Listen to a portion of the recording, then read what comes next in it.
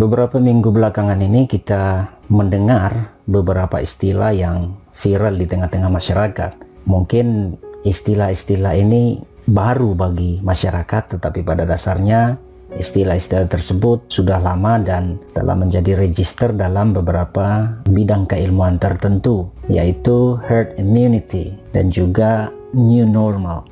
Dalam video saya yang sebelumnya, di situ saya sudah menjelaskan tentang persebaran COVID-19 ini dari sudut pandang linguistik preskripsi, berkaitan dengan bagaimana seharusnya atau tidak seharusnya bahasa itu digunakan.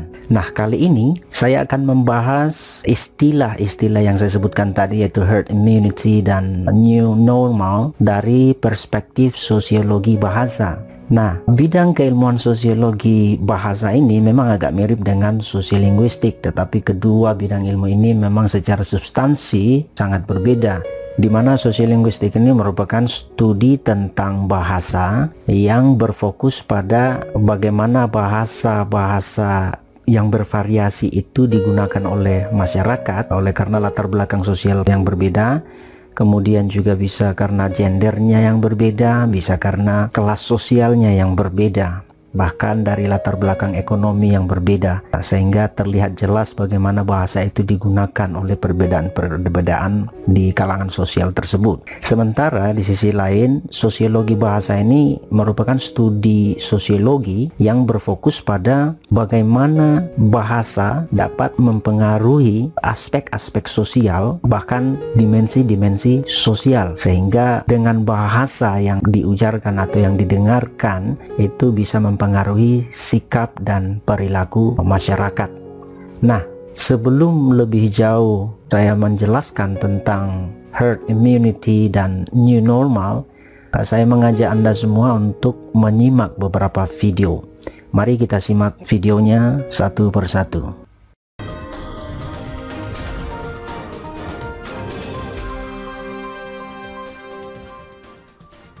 Anda kembali di CNN Indonesia Newscast. Konsep herd immunity saat ini ramai dibicarakan sebagai sebuah strategi untuk menghambat penyebaran COVID-19.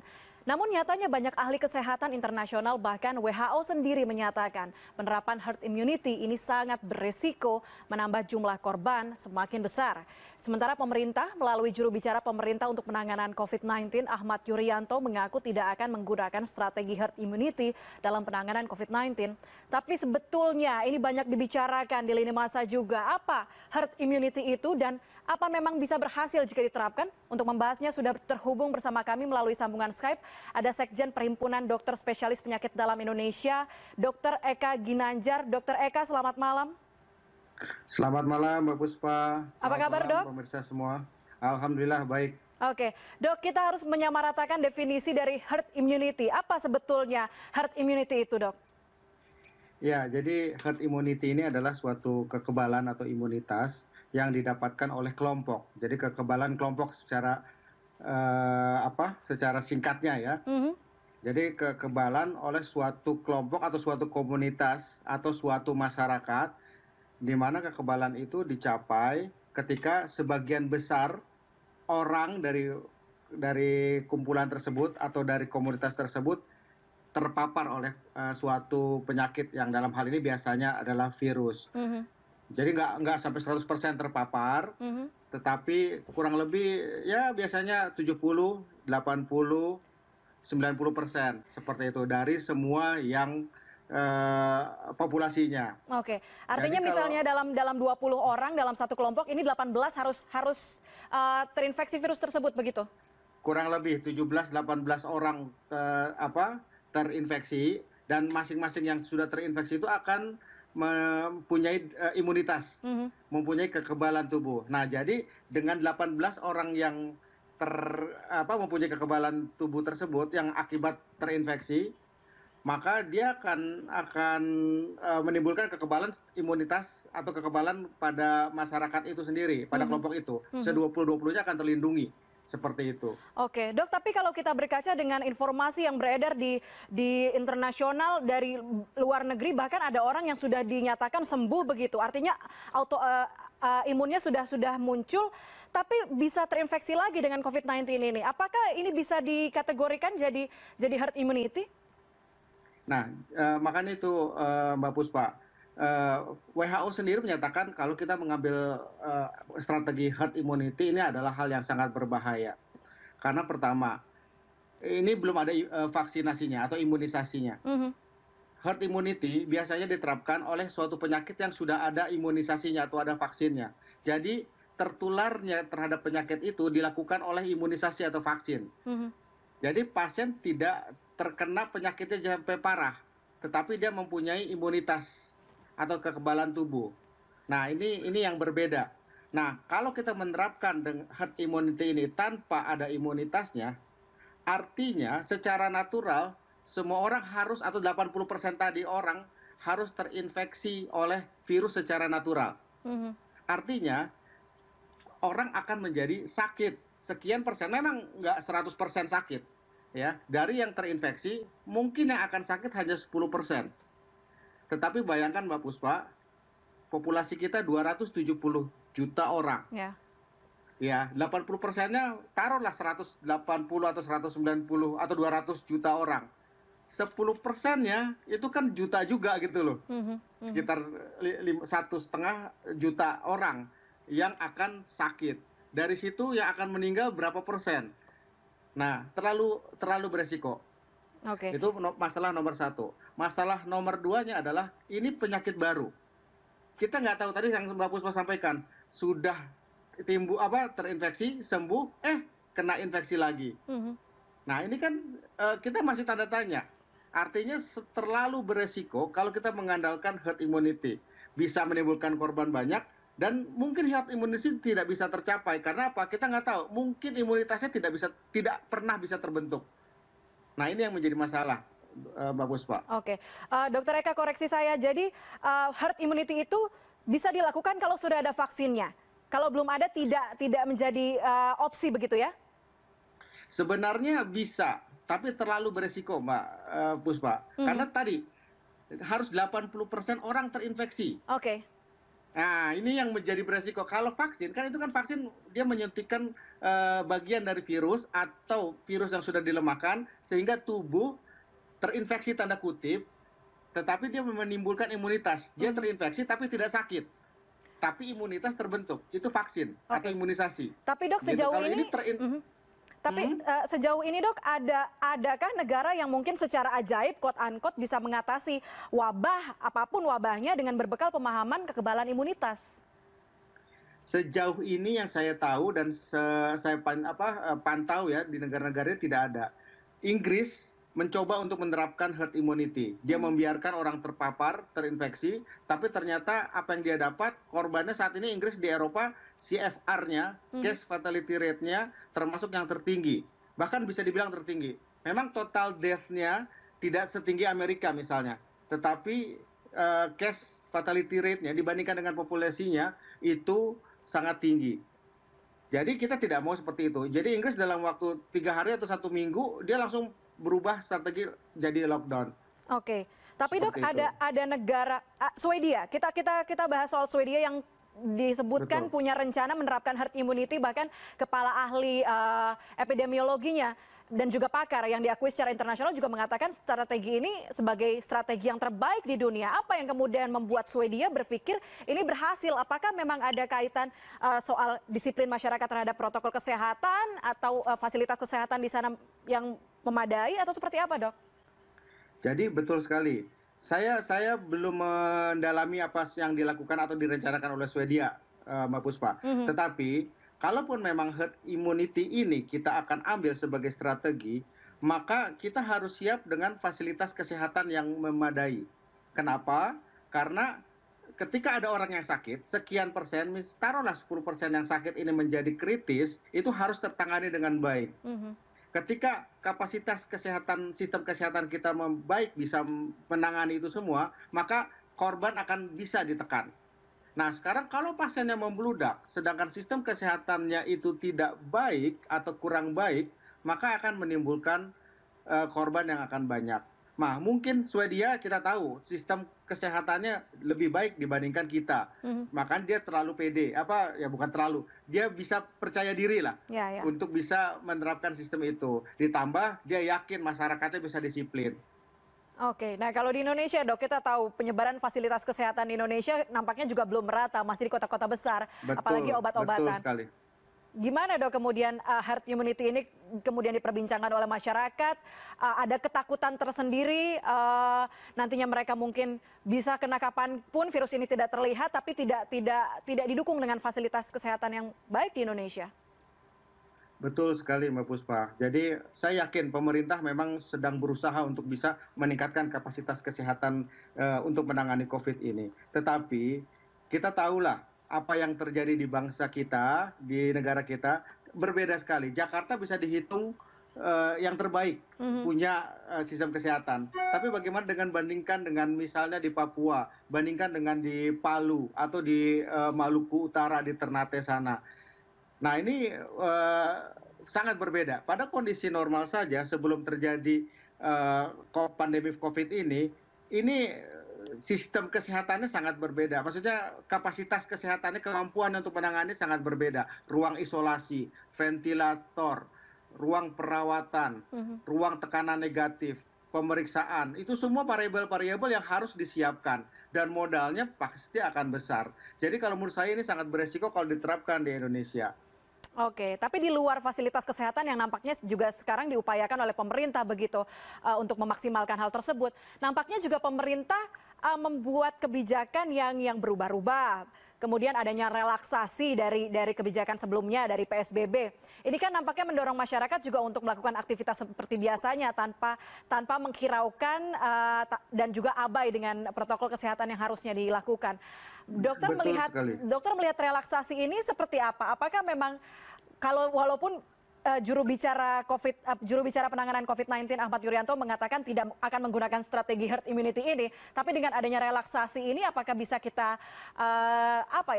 bisa kita simpulkan ini mungkin akan menuju herd immunity? Baik, jadi tadi Mbak Puspa sudah menyampaikan peraturan atau himbauan atau pengumuman dari pemerintah berubah-ubah. Ini akan membuat masyarakat jadinya yang benar yang mana gitu loh. Jadi trust kepada pemerintah akan turun.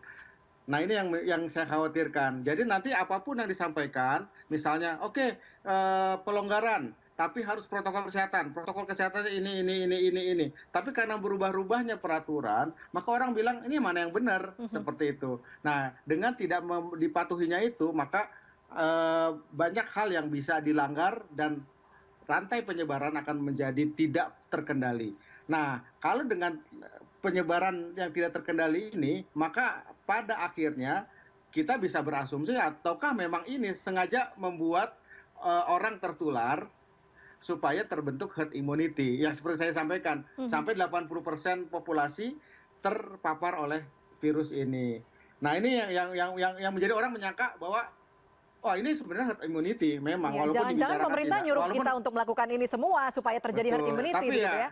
Ya, tapi saya yakin banyak ahli di sana gitu yang bisa mempertimbangkan atau membahas hal ini. Cuma satu poin Mbak Puspa, masalah pelonggaran ini saya tadi lupa menyampaikan bahwa di semua negara melakukan pelonggaran PSBB ini ketika kurvanya turun, ketika sudah menemukan titik puncak dan sudah menuju penurunan.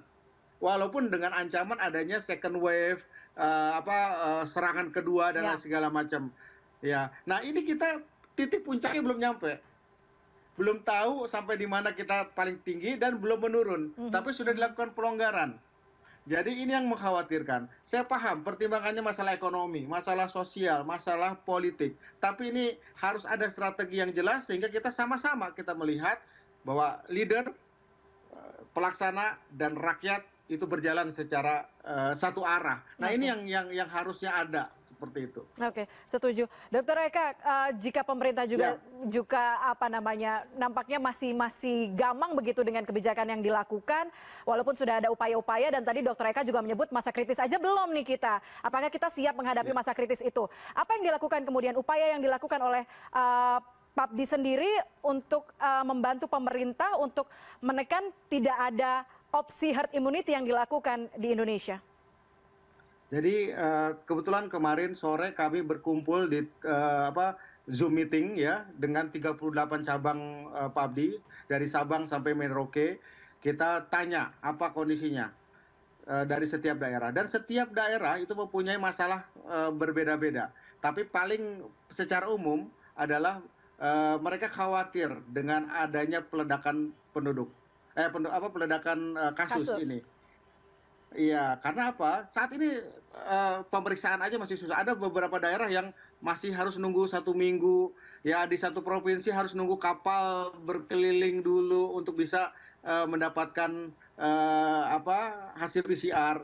Nah, sekarang poin-poin itu saja masih menjadi masalah, gitu. Nah, ini sudah mau dilonggarkan. Kalau terjadi ledakan penduduk, maka akan menjadi kita tidak sanggup mengatasi pasien-pasien tersebut. Kita tahu di Maluku saja ada satu rumah sakit yang sudah di stop mungkin sekitar 2 minggu gitu ya, karena banyak tenaga medisnya yang terkena. Atau di daerah lain ada beberapa puskesmas atau rumah sakit kecil yang stop juga karena memang tenaga medisnya ada yang kena. Jadi tidak bisa melakukan operasional. Nah, ini yang menjadi harus kita pikirkan. Dan sekali lagi, jangan berpikir Jakarta, Surabaya, Bandung, atau kota-kota besar, tetapi pikirlah daerah seperti apa. Nah, ini yang kita harus pikirkan. Oke, untuk mengurangi atau mengantisipasi ledakan kasus yang terjadi di daerah, harus ada koordinasi dari semua lapisan begitu ya, Dok? Tidak hanya dari pemerintah, masyarakat juga harus disiplin dengan protokol kesehatan supaya kita saling jagalah tenaga medis yang bekerja untuk mengurangi COVID-19 di Indonesia. Nah, dari video yang Anda baru simak, Dr. Eka Ginanjar menjelaskan definisi dari herd immunity ini. Nah, untuk menyamakan persepsi, saya juga mengutip beberapa definisi ya paling tidak bisa dipahami oleh masyarakat. Yang pertama, penelitian yang dilakukan oleh John dan Samuel yang diterbitkan di European Journal of Epidemiology di tahun 2000, mereka mendefinisikan herd immunity itu sebagai proporsi subjek dengan kekebalan dalam populasi tertentu. Nah, maksudnya apa? Maksudnya adalah pengurangan infeksi atau penyakit pada anggota populasi yang tidak diimunisasi sebagai akibat dari mengimunisasi proporsi besar keseluruhan populasi. Nah, definisi yang kedua ini dijelaskan oleh Dr. Manish Sadarangani di Oxford Vaccine Group di tahun 2016. Dia mengatakan bahwa herd immunity ini atau kekebalan kawanan itu merupakan gambaran bagaimana suatu populasi terlindungi dari penyakit atau dalam hal ini virus setelah melakukan vaksinasi, yaitu dengan cara menghentikan atau melemahkan virus yang bertanggung jawab atas infeksi yang ditularkan di antara orang-orang. Nah, dengan cara ini bahkan dia berasumsi bahwa orang yang tidak dapat divaksinasi pun itu dapat terlindungi dari virus. Definisi yang ketiga itu saya ambil dari Universitas Johns Hopkins yang dijelaskan oleh Dr. De Souza dan Daudi di tahun 2020 bahwa herd immunity itu ketika sebagian besar populasi kebal terhadap penyakit menular yang memberikan perlindungan tidak langsung bagi mereka yang tidak kebal terhadap penyakit. Nah, bergantung pada seberapa menularnya suatu infeksi, dan biasanya populasi membutuhkan kekebalan sekitar 70% hingga 90% untuk mencapai herd immunity. Dari hasil wawancara yang dilakukan yang ada di dalam video itu, di sini saya bisa menyimpulkan bahwa Dr. Eka Ginanjar itu menyarankan bahwa herd immunity ini tidak mungkin untuk diterapkan di Indonesia. Nah, namun ada beberapa hal yang menarik di sini untuk disimak, di mana di awal beliau mengatakan bahwa ketidakmungkinan herd immunity diterapkan di Indonesia itu karena vaksinnya belum ada dan sangat berisiko. Namun ketika ditanya soalkan tentang Swedia yang hendak menerapkan herd immunity, Dr. Eka mengatakan bahwa ya bisa saja, namun berisiko, dan kita tidak mau seperti itu. Dan kalau toh kita melakukannya, maka kita harus mempersiapkan fasilitas kesehatan yang memadai. Nah, lalu kemudian sehubungan dengan proses relaksasi yang dibijaki oleh pemerintah, di sini Dr. Eka mengatakan bahwa ya bisa jadi proses relaksasi itu adalah cara untuk menuju herd immunity. Nah, jadi harus ada arah yang sama di antara pemimpin, pelaksana, dan masyarakat. Dari ketegasan penjelasan seperti ini tentu membuat masyarakat memang dan pasti akan menjadi bingung. Apakah herd immunity ini mungkin diterapkan ataukah tidak mungkin untuk diterapkan di Indonesia? Ini baru satu tayangan di mana masyarakat secara luas bisa menyimaknya, belum dengan tayangan-tayangan yang lain.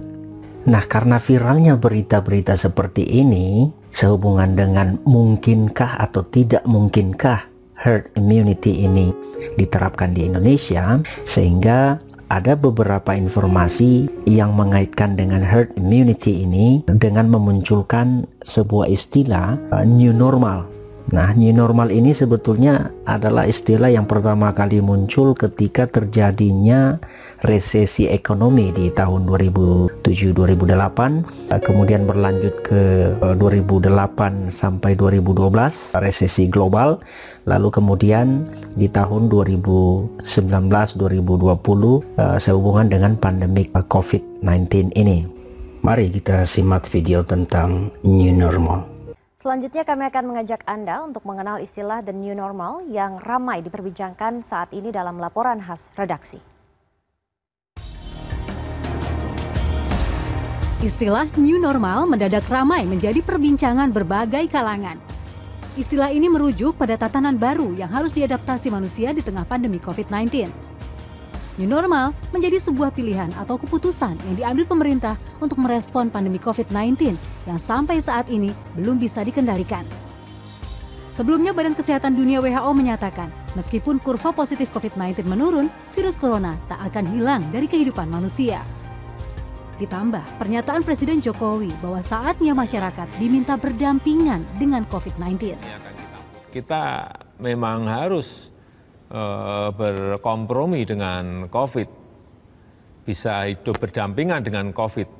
Yang kemarin saya bilang kita harus berdamai dengan COVID.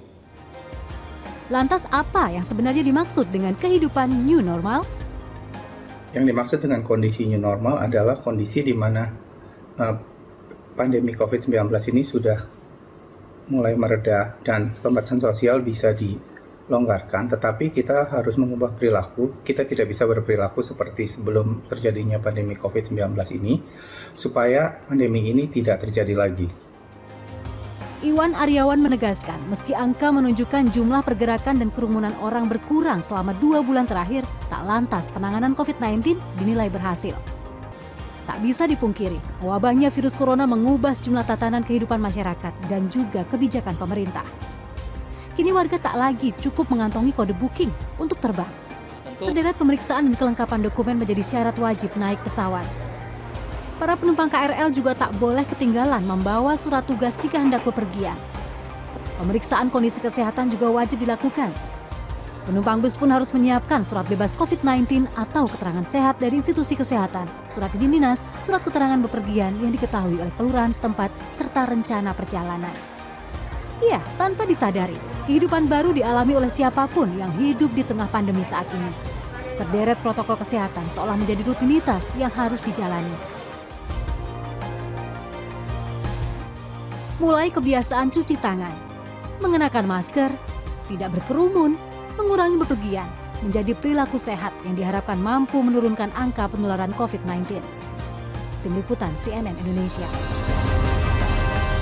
Nah, istilah new normal di sini mereka kaitkan atau masyarakat kaitkan dengan pemahaman bahwa ketika herd immunity ini memang memungkinkan untuk diterapkan di Indonesia, namun dengan beberapa protokol kesehatan yang harus dipatuhi, tetapi masyarakat sudah dapat bisa beraktivitas kembali seperti sedia kala dalam konteks new normal. Artinya kembali kepada keadaan yang normal dan dengan beberapa persyaratan atau beberapa protokol kesehatan yang harus dipatuhi, sehingga hal ini merupakan sebuah kehidupan yang normal kembali tetapi baru, seperti itu, sehingga bisa disebut dengan new normal.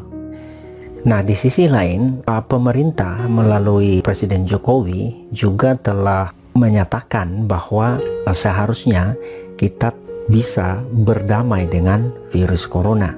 Kita harus bisa berdampingan dengan virus corona. Nah, saya yakin bahwa hal ini dinyatakan karena melihat gejolak di tengah-tengah masyarakat tentang informasi-informasi yang masyarakat bisa konsumsi, dan itu membangun konstruksi pengetahuan mereka tentang pandemi COVID-19 ini. Dan kemudian gejolak-gejolak ini menunjukkan kepada pemerintah bahwa masyarakat ini harus tetap beraktivitas sebagaimana mestinya.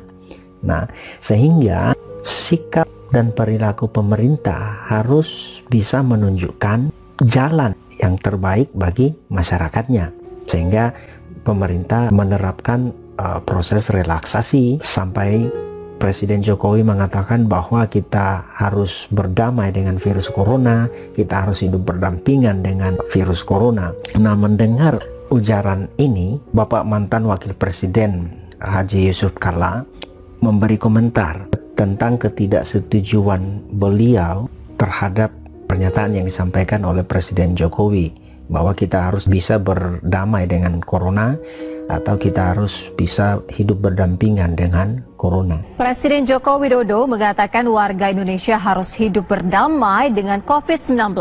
Anjuran itu kemudian dikritik oleh Ketua PMI Yusuf Kalla. Dalam berbagai kesempatan, Presiden Joko Widodo mengatakan warga Indonesia harus hidup berdamai dengan COVID-19. Presiden mengatakan hingga vaksin belum ditemukan, maka tak ada acuan bahwa virus corona benar-benar berhenti menyebar.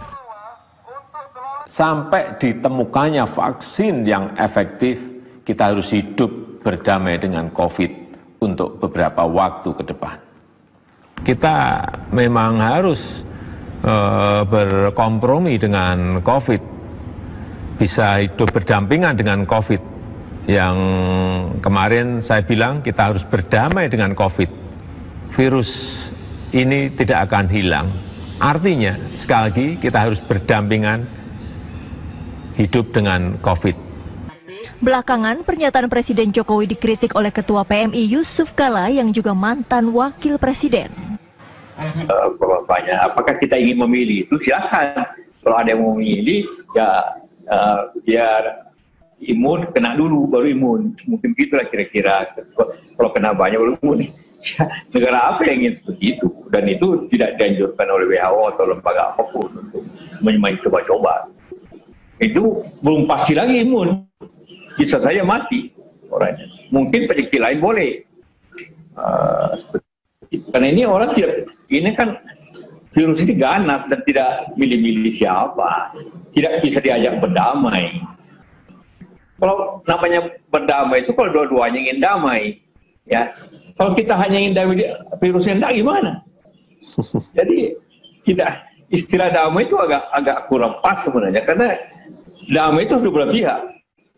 Tidak ada perdamaian bagi mereka. Pokoknya ibu kena, ibu bisa sakit, bisa mati. Ini tidak ada ya. Kita ceasefire dulu gencatan senjata, nanti tahun depan lagi baru kita mulai. Ada istilahnya. Perdamaian begitu.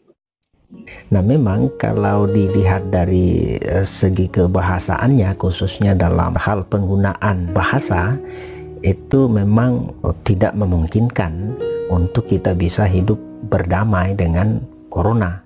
Kalau berdamai dengan keadaan itu bisa.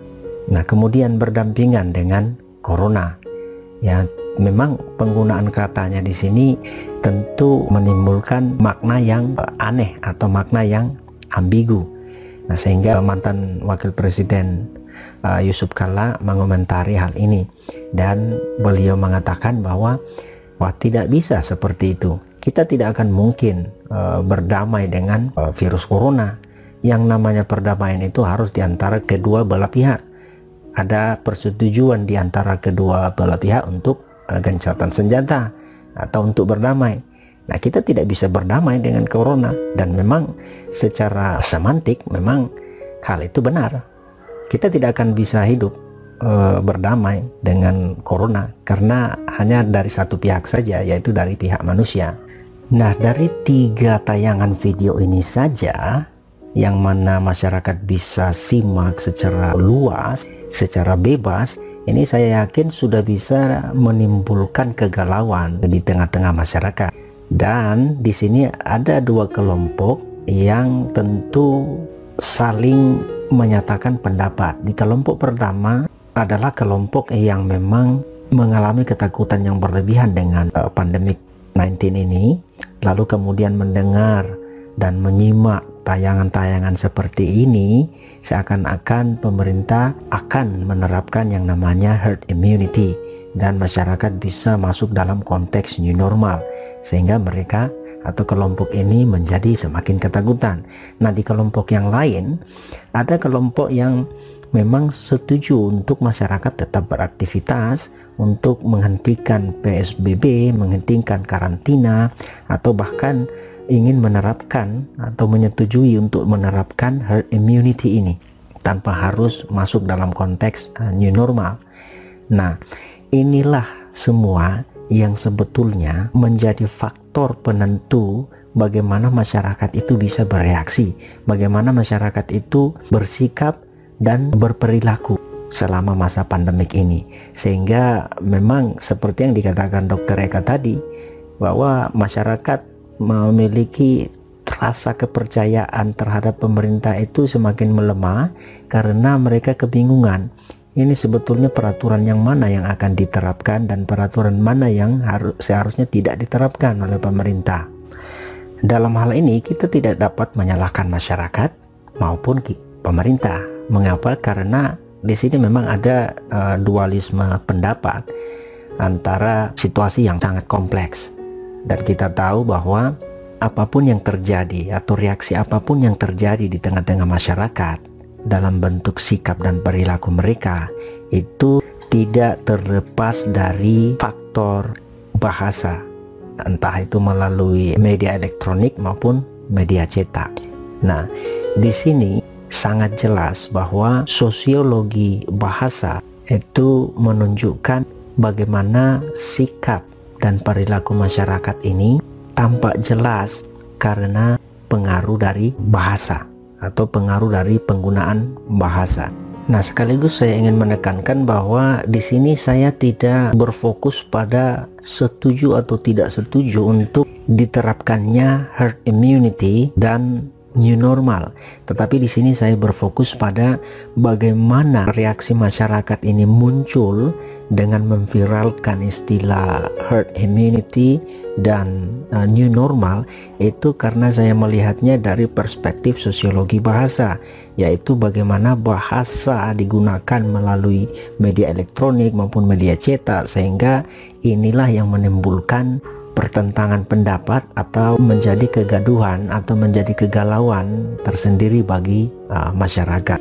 Nah, persoalan mungkin atau tidak mungkin diterapkannya herd immunity ini dan konteks new normal itu tergantung pada bagaimana masyarakat bersikap dan bagaimana masyarakat berperilaku. Dan kita harus pahami bahwa sikap dan perilaku masyarakat ini tidak terlepas dari apa yang mereka dengarkan, apa yang mereka simak melalui ujaran-ujaran bahasa. Nah, sehingga di sini jelas bahwa reaksi masyarakat yang mereka tunjukkan dalam sikap dan perilaku mereka selama masa pandemik ini itu tidak terlepas dari penggunaan bahasa yang selama ini mereka dapat simak dalam bentuk berita-berita atau informasi-informasi melalui media elektronik maupun media cetak. Dengan kata lain, aspek-aspek sosial secara khusus bagaimana individu terhadap individu berinteraksi, kemudian yang kedua bagaimana sikap dan perilaku individu maupun kelompok yang tampak jelas di tengah-tengah masyarakat, ini memang sangat dipengaruhi oleh penggunaan bahasa, baik itu melalui media elektronik maupun media cetak. Sementara di sisi lain, sikap dan perilaku pemerintah itu juga tidak terlepas dari gejolak yang terjadi di tengah-tengah masyarakat, entah itu dalam bentuk sikap maupun perilaku masyarakat. Ya, tentu pemerintah terus mengamati bagaimana keadaan masyarakatnya, dan mereka bisa melihat, menyimaknya dari penggunaan bahasa, entah itu melalui media elektronik maupun media cetak. Jadi perubahan reaksi, perubahan sikap dan perilaku ini bukan semata-mata hanya karena persoalan kebijakan, bukan semata-mata karena persoalan apakah herd immunity dan konteks new normal ini akan diberlakukan atau tidak, tetapi lebih kepada apa yang mengkonstruksi pola pikir mereka sehingga itu berimbas kepada sikap dan perilakunya. Dan ini adalah penggunaan bahasa. Hanya penggunaan bahasa yang membuat aspek sosial ini bisa tampak jelas terlihat perubahannya, bisa tampak jelas terlihat reaksinya. Yang terakhir, bagi saya secara pribadi, entah herd immunity dilakukan atau tidak, masuk dalam konteks new normal atau tidak, saya tetap tidak berfokus ke arah itu, tetapi tetap berfokus pada masyarakat harus tetap beraktivitas seperti sedia kala, sehingga kita bisa berdamai dengan segala bentuk situasi dan kondisi yang terjadi di dalam kehidupan kita. Karena tidak hanya kali ini musibah datang di dalam kehidupan kita, dan kita tahu itu sejak dahulu kita telah melalui musibah demi musibah, dan kita juga akan sadari ini bahwa ke depannya kita tidak tahu apa yang akan kita alami. Tetapi satu hal yang penting, bahwa kita harus tetap melaluinya, kita harus tetap menghadapinya tanpa alasan. Saya pikir demikian penjelasan saya tentang viralnya istilah herd immunity dan konteks new normal ini, dan saya melihatnya dari perspektif sosiologi bahasa, yaitu bagaimana penggunaan bahasa itu dapat mempengaruhi aspek-aspek sosial atau dimensi-dimensi sosial. Terima kasih telah menonton video ini, dan sampai jumpa di video-video selanjutnya. Tetap di channel yang sama.